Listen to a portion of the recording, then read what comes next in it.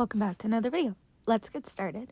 So this is part 3 of the Universal Monster video, and I'm not sure if this is the final part, but another part of me has another idea related to the Universal Monsters, which I'm not going to say just yet, but I'm really excited for this next set because I wanted to do a little twist on some of these characters, but also there's a little sneak peek to maybe a fourth part or maybe a little hint to the next video relating to Universal Monsters. I don't know. But yeah, I'm excited for this next batch, and I hope that you guys will enjoy these drawings.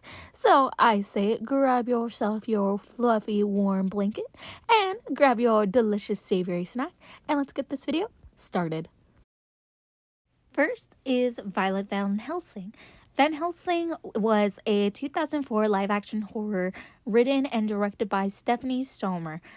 I really didn't like or get interested in the 2004 Van Helsing, even though I really love the fact that they included the werewolf and the vampires, but I just didn't like the fact that they had him wear these dark colors, and I really wanted more of a origin of like the different characters or monsters in the Van Helsing movie. But for what I did for Van Helsing, I really like how I did it, and she looks really cute.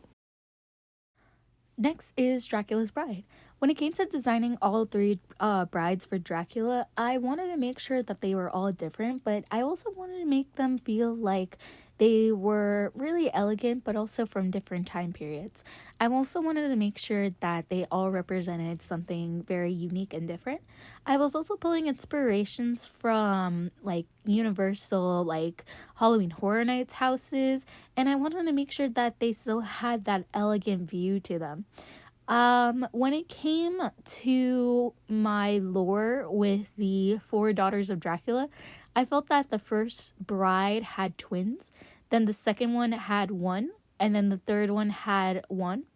And the reason why I wanted this lore was because I feel that Dracula maybe wanted to have all daughters because he felt that women were more powerful and more resourceful, but also I felt that women were more like menacing, because I feel that whenever it comes to like hunting, I always reflect to either like female lions, because I feel like female lions are the hunters of the group, but I also relate to seahorses.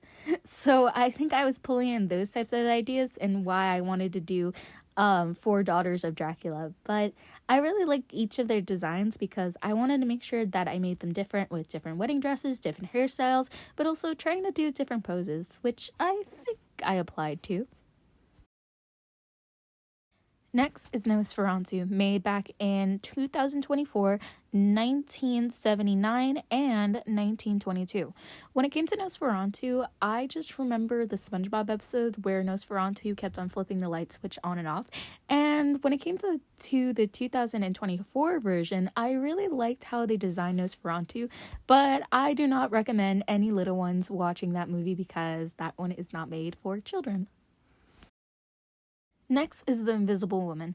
When it came to The Invisible Woman, she was featured in The Invisible Man made back in 2020, and I really liked that movie a lot. But I really wanted to do more of a whimsical Invisible Woman, more related to the Invisible Woman featured in Hotel Transylvania, and I really like how I did this design. It gave me like a lot of inspiration and a lot of creativity freedom to do this. Next is Renfield.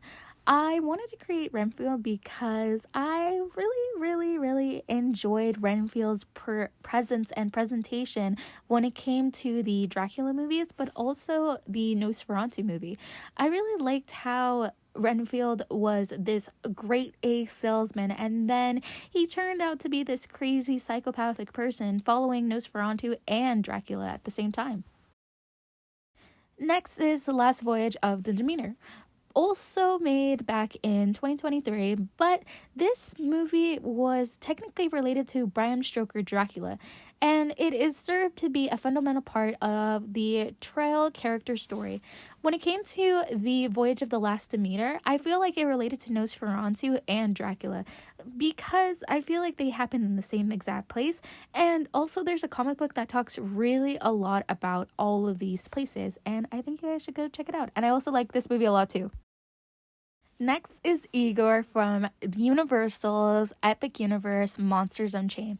I love this version of Igor. He's fun, he's playful, he's silly, and I just love the fact that we are able to see a version of Igor not clumsy or mean towards Frankenstein and Victoria. I really loved how this character turned out, and I just cannot wait to see and meet the Igor at Epic Universe one day. And that is it for now for the Universal Monster characters or redraws. I really enjoyed drawing these characters, and I cannot wait for either another part or maybe a little break from the Universal Monsters. I really enjoyed creating all of these characters, and maybe this might be a tradition where I redesign and maybe draw these characters once more, but in a more nicer and cohesive way.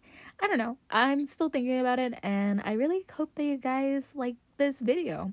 Don't worry, I really hope that I come back with the Universal Monster ideas, but we are still in the middle of Spooky Month, or technically halfway point of Spooky Month, and there's still more videos to come out for this week.